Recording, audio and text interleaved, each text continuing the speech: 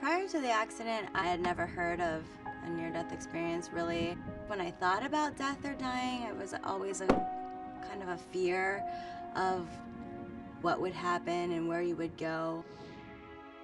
Michaela Roser is lucky to be alive. On July 3rd, 1994, she nearly died in a horrific car accident at the tender age of just 16. The day of the accident, we were coming home from vacation. It was a beautiful day. We were probably about 20 minutes from home. We were driving up a hill following a cattle truck.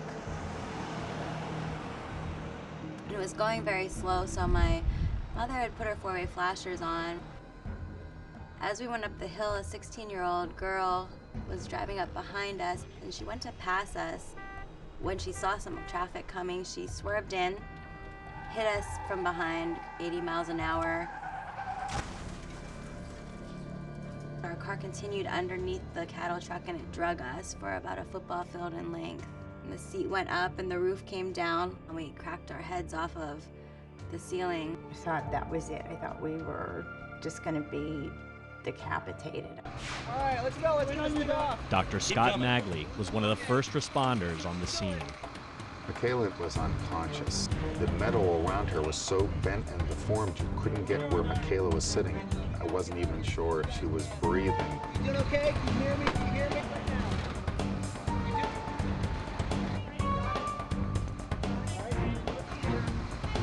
When I finally got Michaela into the ambulance, you could see the severity of her head injury.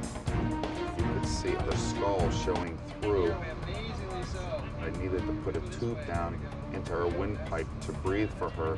Got the tube? Okay, we're good. Michaela's blood pressure was so unstable that the paramedics were unable to get an intravenous line in her arm.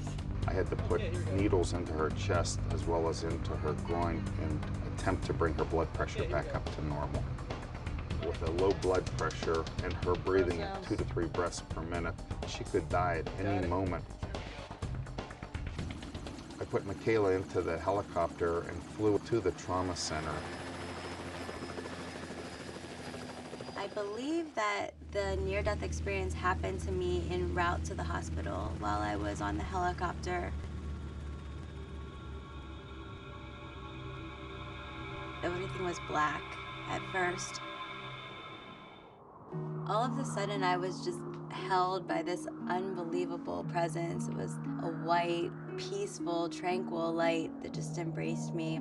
I couldn't see a face or a physical form of who was holding me, but I knew that it was someone that loved me, and I knew that it was someone I could trust. I guess I would say God. I'd think of a question and the answer was already there. There was just this all-knowingness about the experience that you understood you're part of the grand design. Probably the best feeling that I've ever felt in my life was in my death. They say your life flashes before your eyes, and that happened to me, but it wasn't anything like I had ever imagined it to be. All these flashes all at once, so rapidly. When I was a little girl, dancing and singing, playing Ring Around the Rosie, being disciplined by my parents. Things in the present of all the stuff that was happening with the accident.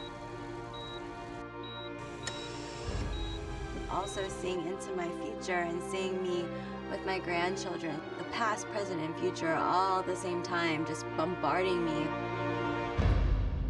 And I realized if I went to this other place, I would be fine, I would still be. I just would never be able to have this life and live this life in this body or this form ever again. Immediately started fighting and crying and begging God, please God, I don't want to die, I don't want to die. And then all at once, I felt like I was being sucked through outer space. And then there I was, up in the corner of my hospital room, watching my body just laying there in the bed. And I realized that I made it. I'm back.